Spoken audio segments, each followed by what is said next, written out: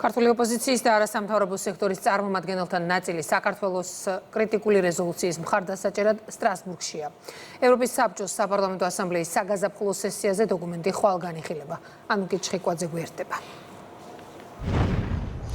დღევანდელი სესიის ფარგლებში ევროპის საბჭოს გენერალურ მდივანს საქართველოსთან მიმართებით კითხვა დაუსვა ალდეს პოლიტიკური ჯგუფი ალდეს წარმომადგენელმა, რომელიც თავის მხრივ ამავე კითხვაში მოითხოვა საქართველოს მიმართ 52 მუხლის გამოყენება, რაზეც ალან ბერსემ უპასუხა, რომ ის უნდა იყოს დაბალანსებული, რომ მისი გადაწყვეტილებები უნდა იყოს შედეგზე ორიენტირებული, ხოლო მისთვის შედეგს და წინსვლას დისკუსია მოიტანს.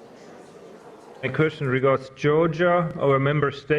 კითხვა ეხება საქართველოს, ჩვენს წევრ სახელმწიფოს, რომელიც უკვე 2 წელია ამ დარბაზში არ არის წარმოდგენილი. საქართველოს არ შეუსრულებია პასეს ვენეციის კომისიის არაერთი მოთხოვნა, მათ შორის გააუქმოს უცხოური გავლენის გამჭვირვალობის შესახებ კანონი, უცხოელი აგენტების რეგისტრაციის აქტი, ოჯახური ღირებულებებისა და არასრულწლოვანთა დაცვის შესახებ კანონი და ადმინისტრაციულ სამართალდარღვევათა შესახებ კანონი.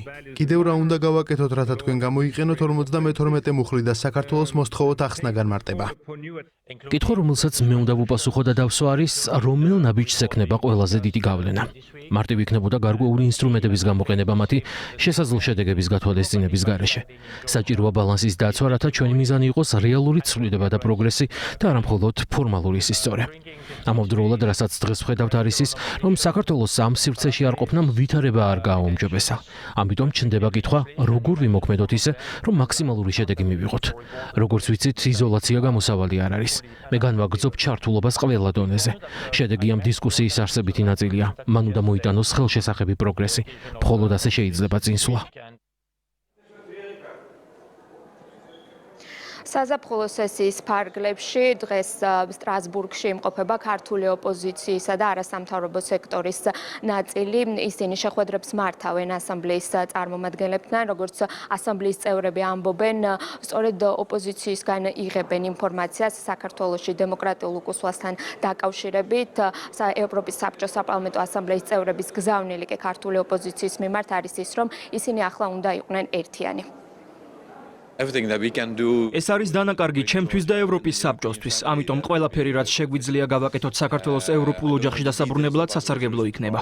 ისინი ესაუბრებიან ნიდერლანდების დელეგაციის სხვა მაღალჩინოსან კოლეგებს. ამიტომ ვიცი, რომ მათთან კონტაქტები არსებობს.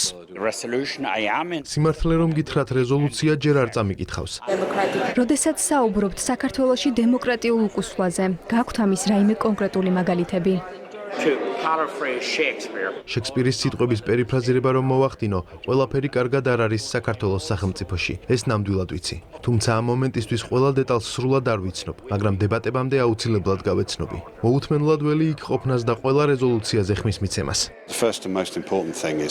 ყველაზე მნიშვნელოვანი ნაბიჯი ჰუმანიტარული თვალსაზრისით არის ის, რომ ეს პოლიტიკური პატიმრები, რაც შეიძლება სწრაფად გათავისუფლდნენ. აუცილებელია, რაც შეიძლება მალე ჩატარდეს თავისუფალი და სამართლიანი არჩევნები მთელ საქართველოში. მე შევხვედრი ვარ ქართველი ოპოზიციის ლიდერებსა და სამოქალაქო საზოგადოების წარმომადგენლებს, როგორც ლონდონში, ისე აქ სტრასბურგში. ძალიან მნიშვნელოვანია, რომ ოპოზიციის ხმა ერთიანი იყოს. ჩემი გზავნილი ოპოზიციისადმი ასეთია. ილაპარაკეთ ერთი ხმით. დღეს უკვე 2 შეხვედრა მქონდა ქართულ დელეგაციასთან და ისინი ნამდვილად აქ არიან. ხო, არ მეს.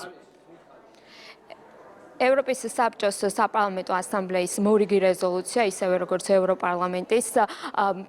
ევროპარლამენტის რეზოლუციებს ფასი არ აქვს ოფიციალური თბილისისთვის. სახელმწიფო გუნდში ამბობენ, რომ კონკრეტული ვიწრო პოლიტიკური ძალები ცდილობენ საკუთარი ინტერესები მსგავს რეზოლუციებში გაავრცელონ, ისევე როგორც ახლა ევროპის საბჭოს საპარლამენტო ასამბლეაში ხდება. არის საინტერესო ასეთი რეზოლუციები, არც ევროსაბჭოში, არც ევროპარლამენტში. ვიცით, როგორ პროცესი უძღვის ხოლმე წინ ასეთი რეზოლუციების მიღებას. საერთოდ აბსურდია ყველაფერი, რაზეც ეს ადამიანები საუბრობენ, რაზეც საუბარია რეზოლუციაში. რაც შეეხება დემოკრატიას, საქართველოს არის მოწინავე დემოკრატიის თვალსაზრისით, არა მარტო კანდიდატ ქვეყნებს შორის. თვითონ ევროსაბჭოს საპარლამენტო ასამბლეა არის აბსოლუტურად უინტერესო ინსტიტუტი. არავის არ აინტერესებს არც ეს ინსტიტუტი, არც მისი რეზოლუციები. აქედან გამომდინარე, ვერც პრაქტიკული თვალსაზრისით და ვერც სხვანაირი თვალსაზრისით სიმბოლური კუთხით ჩვენთვის ასეთ რეზოლუციებს ვერ ექნება დატვირთვა. ეს არის კიდევ ერთი მცდელობა, რომ საერთაშორისო ორგანიზაციები, საერთაშორისო ინსტიტუტები გამოყენებული იქნას პოლიტიკური მიზნებისთვის, რომელიც აქვთ პატარა ჯგუფებს საქართველოსთან მიმართებაში. ისინი ყველაფერს აკეთებენ იმისათვის, რომ საქართველოსთან დაკავშირებით ეს ნარატივები, რასაც ჩვენ ხედავთ, რომ არაერთ რეზოლუციაში დაფიქსირდა, იყოს მაქსიმალურად ყველა ინსტიტუტში, ასე ვთქვათ, გაჟღერებული. ევროპის საბჭოს საპარლამენტო ასამბლეა საქართველოს შესახებ რეზოლუციას ხვალ განიხილავს. ჩვენ 2 დღის განმავლობაში გვქონდა შესაძლებლობა გავსაუბრებოდით ასამბლეის წარმომადგენლებს და როგორც აღმოჩნდა, ისინი ხვალ ისე აპირებენ საქართველოს შესახებ რეზოლუციის განხილვას, რომ მათ ამ დრომდე ეს რეზოლუცია არც წაუკითხავთ.